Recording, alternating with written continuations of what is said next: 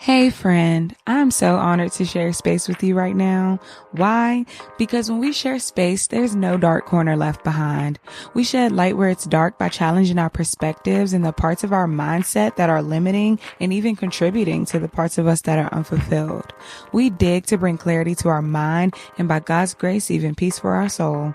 So if you're really ready to start digging, I'm Coach K Jones and it's Tuesday, so let's talk. Hey, you guys, can I just say thank you guys for rocking with me yet again on another episode of Tuesday Talk, the podcast. As last week was, of course, the launch of this podcast, I just want to thank you guys for making this so special for me. And I want to thank you all for your feedback because, without any listeners, without you guys, how would I even, really be doing this? So I just want to say thank you. And while I'm giving thanks, I really want to take this episode to give thanks to those who have helped me get to where I am today. And as I give thanks, I will also be sharing some things for you guys to consider as well that really tie nicely into my thought process for this and just some things I realized as I was reflecting on where I am and how I got here. So share space with me as I take you on yet another journey of my reflections. There is absolutely no such thing as self-made. And I don't know if people still go around claiming that or not, but whether you had that one person who gave you that one word of advice that changed the entire motion of your life or your thoughts, we are all a people who needs someone. God created Eve to accompany Adam because he saw that it was not good for man to be alone. We were created to commune with each other and created to uplift one another. In our original blueprint and design, as I spoke of in my last episode, we were created to fill in the gaps for each other, to be a strength where someone is weak and have someone there to step in for us in their strengths when we're the ones that's weak. And with that being said, that's one of the many reasons why I appreciate my husband. Your girl has a lot of strengths, okay? I'm borderline superwoman out here. But for one, no one is perfect in their own strength. And I absolutely have weaknesses and things to learn as we all do. But the way my husband and I complement each other's qualities, I just feel like God handcrafted our relationship to fit this perfect mold in our own little way. But the very first on my list to thank is the one and only God himself. Okay. That's the big God, not the little one. Okay. But as I said in my last episode, Father knows best. And while God has taken me on one of the most eye-opening journeys of my life, it has also been the most fulfilling and rewarding journeys of my life. And I'm crazy enough to believe that this journey so far was just part one of a lifetime series. And so something for you guys to consider, and one of the most freeing things to experience in your walk with God, whether it's new to you or you've been in this for a time, is just allowing God to have his way with you. Throw in the towel, wave the white flag, whatever that surrender looks like for you, and say, God, I have tried and I have failed. I am tired. I know there is more to my story, but God, I cannot write the rest of this book without you. We self-sabotage ourselves so much by getting in our own way, overthinking, doing the most, when we could literally just serve God, who requires us to just be and follow his lead. We're stressing about writing the next page when the whole book has already been written and finished. All we have to do is read it the way the author gave it to us. The author and creator. He gave it to us just as we needed it. Secondly, I want to take this time to thank my husband, y'all. I want to thank him for choosing to stick by me on this journey because to the public eye, you guys just get to see the tip of the iceberg, right? The success story. But my husband and even my daughter are the ones affected by my unyielding desire to follow God. Mind you, I just said I gave God my yes this time last year. And since then, like I said, they are the ones affected by this unyielding desire to follow God, my relentlessness when it comes to my dreams and goals that align with what God wants for me, and my undying ambition to go hard for the vision that no one else can see. And because it's a vision that only God and I can see, it can be exhausting and look absolutely insane to anyone who doesn't get or understand why I have to do what I do most times. And so because of that, I thank my husband for his blind belief in me, aka his faith in me to know and trust that his wife doesn't always make sense to him, but he knows that what she's doing is what needs to be done. She is me and I am her, and I couldn't do this without my husband and his support as well as his sacrifice. So something for you guys to consider, if you're married, don't let life knock you and your partner around so much that you forget how much your partner has been there for you and continues to be there for you. When you're with someone every day, it's so easy to overlook what they do because it becomes a part of the routine, right? But when is the last time you thanked your husband for providing because it's routine for him to work and bust his butt every day? Or when is the last time you thanked your wife for, supplying groceries and making sure there's a meal on the table because it became the norm for them to just grocery shop and cook? Refresh your thoughts on your partner and your marriage by showing appreciation for one another. And not just a thank you, babe, but maybe I see you doing XYZ and I just want you to know how grateful I am that you do this every day. If you're single or dating, something for you to consider are the qualities you want in a partner, yes, but also the qualities that you bring to complement that partner as well. People date and think, what can this person do for me? And rarely consider how to serve or how, we as a future couple can really bring out the best in each other, even when we're not at our best impressions as we have been in these past few weeks of us dating. Is this a person whose heart and mind that you're genuinely attracted to? Because when the going gets tough, would you still like that person for who they are and not for what they can do or can't do? And that's just some food for thought. The next person I have to thank, as little as she is, but such a big and vital part of who I am today, is my daughter, y'all. She's 3. And if you haven't, heard at the end of the podcast, her little voice, she closes us out. She is the very last voice that you hear on this podcast. But I've always been ambitious, but before my daughter, I had a certain lazy ambition about me, if that makes sense. It was one that had like a spirit of procrastination behind it. And you never realize how much time you actually had until you have a child. And then it's like, wow, 50% of my time is an automatic non-negotiable shutdown. And the other 20% of my time has to be spent catering to my household. And the last 5% of that time, I have to choose between self-care and rest or working on this vision and purpose for my life. But with that being said, I thank my daughter for lighting in me a wildfire with an urgency and added purpose to strive for this vision even more than before. Having a daughter specifically, as a mom, I just want to show her how fearless she can be, how magnificent she is, and how much of a force she is, and instill in her that you can truly do anything you set your mind to. In my eyes, she gave me no choice but to lead by example with no more pre-baby procrastination or excuses. It's one of those things like, I have to make it happen. So something to consider for anyone without children: take full advantage of where you are and the time that you have. Stop procrastinating and build that plan and carry it out. Figure out what you want in this life and start building a foundation for it now. And to those who do have children, your children are not a hindrance. They just require us to go the extra mile and unlock another level of strength that lies dormant in us until you have children. They can give you an extra willpower to get through this life. They can give you an added purpose to everything that you do. And they can even awaken a hunger for something more if you allow them to be that catalyst. The next I want to thank is my mom and Nana for raising me and instilling certain values within me as I was growing up. I always tell people the side of me that plays no games, takes no mess, and gave me a backbone to be able to endure this life and will without a question do what needs to be done for the people she loves the most. That side is from my mom. Her perseverance and ability to make things happen hardly ever went unnoticed. And if it did, it's because I didn't understand it. But the older I got, especially after becoming a parent myself, I realized that my mom is a force, y'all. You either sink or swim. And that's one thing that she has always said that I'll never forget. And it has helped me get through quite a few seasons of this life.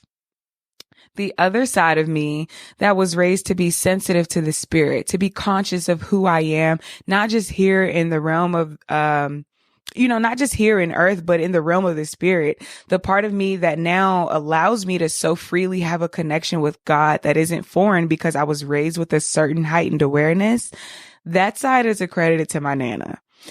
Even when I was younger and I couldn't understand her spiritual wisdom because it sounded like riddles from a sensei or something.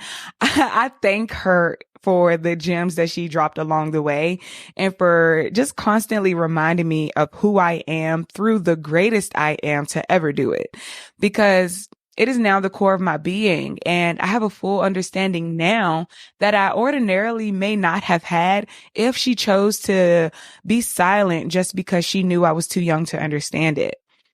So something for everyone with children to consider is kids are very impressionable and far more aware of what's going on than we give them credit for. Raise up your children with the values you want them to carry with them through life and instill it in them now. And don't just tell them these values, but lead by example, because children may repeat what they hear, but they mirror what they see. So be sure that your words align with your actions and speak life to who your children are, because you're the first person in the world to ever tell them who they are and help them to understand their identity.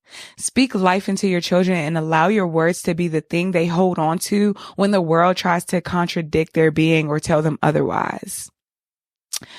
Lastly, but not least, okay, the people I want to thank, and it's a people because where all my friends at. You guys, I have been blessed with some great people in my corner, whether they're near or far, whether we talk once a month or twice a week. I have a different breed of people in my life. I really do. And now, y'all, y'all not gonna get me caught up into naming names and missing some because I don't got time for that. But just know that this only scratches the surface of special people in my life. To highlight a few, I have a bestie who has been my goal friend since 10th grade. We've set individual goals together and we've crushed them together, still going to this day. I have a bestie who's been vital in my late teenage, early adult years, who I haven't seen in years, but we've done so much life together. I went back home to DC and we crossed paths about 2 months ago. And they felt led to just drop a bunch of podcast equipment in my lap, y'all. The same breath that I mentioned I was starting one. That was God's divine time and hands down if I've ever seen it. I also have a great friend who has been a part of the most unsaved seasons of my life. Okay, we're not going to talk about that, but like those high school and college days where anything goes, right? For years, we have parted ways until we recently reconnected. And what's really cool about this relationship is we're now both faithfully enduring this walk with Christ. And so she went from witnessing the reckless version of me to watching me rededicate my life to God in baptism 3 weeks ago, almost to the date, y'all. I was baptized as a baby, and I thank God for the coverage over my life since then. But being an adult, or at least of an age where you truly understand what it means to give your life to God, it just hits different and truly holds a much more special meaning to you personally. I have another great friend who is also like a mentor for me, the best business coach in the game, might I add. But her belief in me alone awakened me to a lot of my own abilities that I failed to give myself credit for or overlooked. And I'm grateful for the way she makes me level up on a daily basis. I have a great friend who was there for me in one of the lowest points of my life, y'all, as I navigated through my first time being pregnant and definitely afterwards as I experienced postpartum depression. She was there for me, and I will always love her for how loyal she's been. I have a friend who started off just as a coworker, and I watched her build a business from scratch while freshly learning how to navigate being a single mom. She has easily become one of the most inspiring women that I know. And then I have my brothers in Christ that have relentlessly supported me and gone to war for me and believed in me more than I believed in myself most times. They have been my catalyst for rediscovering God for his spirit and not who he is by the people's religion. Okay. And I'm grateful to have male figures like them in my circle. And then now I have an entire community of like-minded people who inspire me beyond my own imagination, and so many other people in my life that have been instrumental. But those are just a few off the top of my head that really hit my spirit in a vital way. So something for you guys to consider from this is that your circle truly does matter. If you've ever been around me, you've likely heard me say at one point that I don't have any friends. But at this point in my life, I not only have friends, but the friends that I do have are my family. Your friends should bring another level of peace and security to your life. They should be people you can depend on, who are constructively honest with you, who push you toward that version of you that God created you as in the blueprint. You shouldn't feel alone or like you don't have anyone you can truly talk to or be vulnerable with if you have real, true friends with genuine hearts. There was a time in my life where I felt like I was drowning because, as I said in the last episode, I was always the one in my friend group who was the leader. I was the one everyone came to, but I never felt 100% comfortable leaning on them in return. So I kept so much of my own stuff and their stuff to myself, and it weighed me down. That's honestly one of the things that got me into therapy the first time because I just thank God that he has sent a tribe of people just for me at the perfect time. And in every season, there was someone there to help me through the next. And so, friend, you may not be where you want, but can we just pause and take a moment to truly honor those around us and just bask for a minute in where we are, even if it's not pretty, because there's always a silver lining, right? Because as you keep going 100 miles an hour, it's important to make a pit stop, maybe hop out the car, take in the scenery and smell the flowers along the way, because a journey is meant to be enjoyed and every moment is one to soak in. We don't want to just get through life without embracing the beauty of life, because that's how we miss some of the best parts. We all hear that kids grow up so fast, right? And I never realized how true that was until my daughter was at a point, at one point she was curled into a ball with her whole tiny body on my chest, to now she's putting on her shoes, grabbing her little her little purse and telling me which turn to take to get to grandma's house. And she's 3. Where in the world did time go? When did you learn all of these words, right?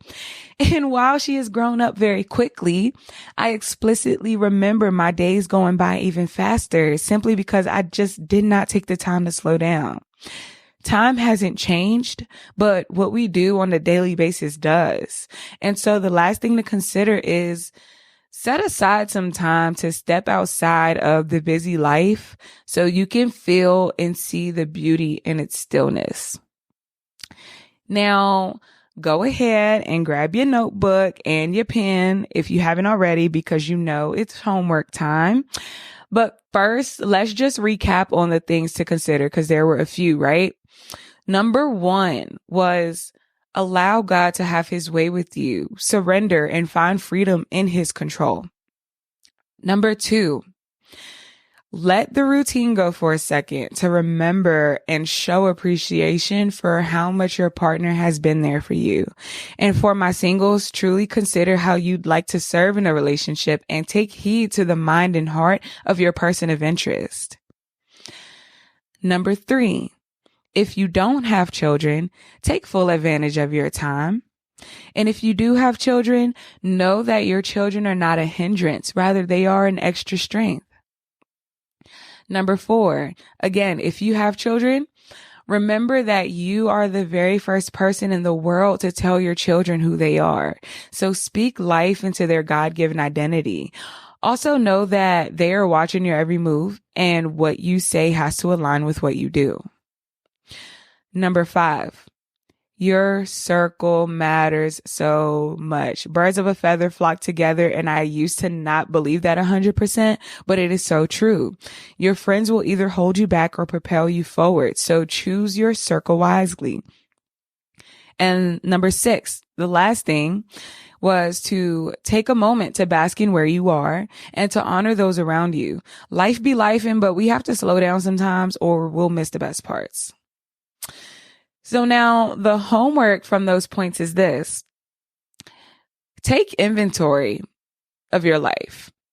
Take inventory of the people in your life who have played a vital part in your well-being and for you to even be where you are today. And let's give people their flowers.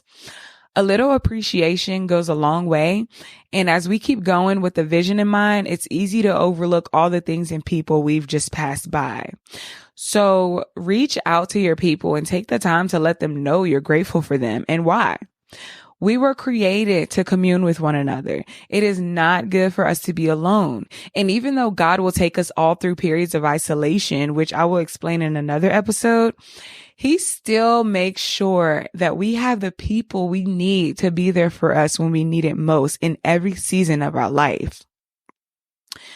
One quick announcement, guys, that I want to make is as we continue to share space and I continue to learn my way around the podcasting world, I am so excited to start bringing on guests because this is a show where we share perspectives and dive deeply into people's different ways of thinking and not just my own. So I can't wait to share space, bring others into this space with us to, talk about their life and perspectives that they've had to shift and things that they're doing and things that they've learned. I'm excited because there is something to learn from everyone, no matter what they do, no matter where they are in their life. Like there is something for us to learn from one another. And so let this, resonate with you and sit with this about, how you have served others in your life and appreciate those who have shown up for you and have even served you in your life. And just really take a moment to show appreciation and gratitude. Thank you guys for sharing space with me today. If you found this episode enlightening but want more clarity for how to connect these perspectives in your own walk or even just need overall guidance for your own journey, don't hesitate to book your free discovery session with me at www.soulvibelifestyles.com or even take yourself through one of my 30-day self-guided journals by me and my business partner, Sharice Chambers. The link to both can be found in the show notes. This Tuesday Talk episode was powered by my faithful listeners and coffee funders. For those of you who know, there is no Tuesday Talk episode without my Tuesday Talk coffee and you. If you'd like to contribute a coffee to keep me sharp, you can do so with the link in the show notes. Thank you all for your generous contribution because honestly, what's a woman without God, coffee, and your support? Talk to y'all next week. Thank you for listening.